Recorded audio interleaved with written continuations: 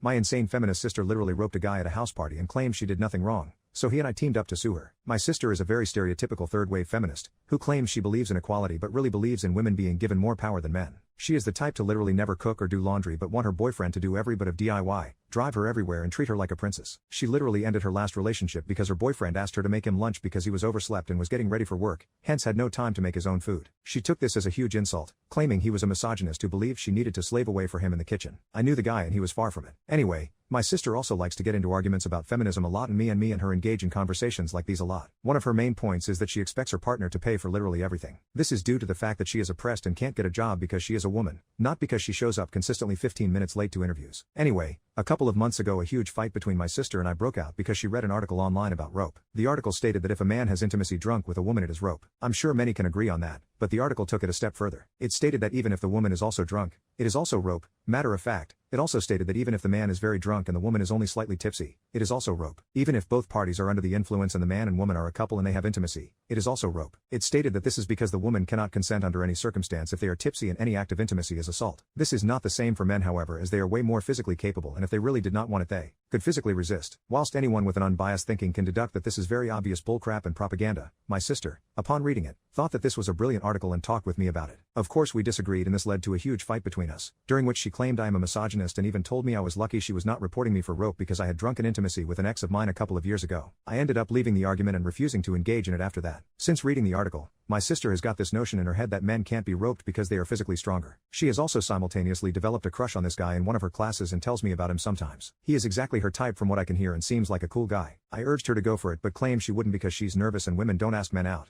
That's the man's job. I asked her what about equality, and she replied saying that's different. My sister has spent a lot of time gushing over this guy, so naturally when last week she found out that he was also invited to the same house party she was thrilled. The party happened a few days later and my sister came home in the morning slightly hungover. She went to bed and later that night I asked her how the party went. She went on to tell me that she got with her crush. I was excited for her and I asked her to tell me how it came about. And when she started speaking my jaw started dropping until it had literally reached the floor. She said that after having some drinks she got the courage to go talk to him, and so she did. They ended up hitting it off and things started escalating from there. They started talking about the possibility of coming back to his house. But at one point disaster struck. My sister says that she lost him halfway through and went around the entire house looking for him but couldn't find him. She ended up stumbling into a bedroom where the only person was her crush. However, he was clearly almost out of it and had drank way too much. He was still conscious but barely, and would barely answer my sister when she was asking him if he was okay. Instead of getting him help, however, my sister decided that the only way to make him feel better was to literally make him feel better. She said that she went down on him first while he wasn't really moving, then after threw him onto the bed and proceeded to get on top. She said that he wasn't moving much and looked almost out of it the entire time, but that didn't matter because she was still able to cross the finish line. When my sister told me this I told her that she roped him, and she said no, that's not possible because girls can't rope guys, and if anything he was the one who roped her because she was still tipsy. I called her insane and told her that what she did was criminal and I don't want to see her for the time being. That night I texted the guy as I had his socials asking him if he was okay. He knew I was my sister's brother and we got to talking. Turns out that what my sister did impacted him a lot and he was feeling very violated. I told him how she talked about what happened and he said that was disgusting of my sister, which I of course agreed with. I asked if he wanted to do anything about it, and he said he was considering pressing charges because although he did want to sleep with her first, when he was barely conscious he did not want to see anyone, much less sleep with anyone. He said he was worried about the stigma that came with getting roped by a girl as a guy and wasn't sure whether he would be taken seriously. I told him I had his back however and urged him to follow legal action if he felt like he had to. He ended up saying he thinks he will sue her and asked me to help him out by testifying against my sister and informing the court of my sister's words and attitude towards the whole situation. I said yes and he is contacting lawyers right now.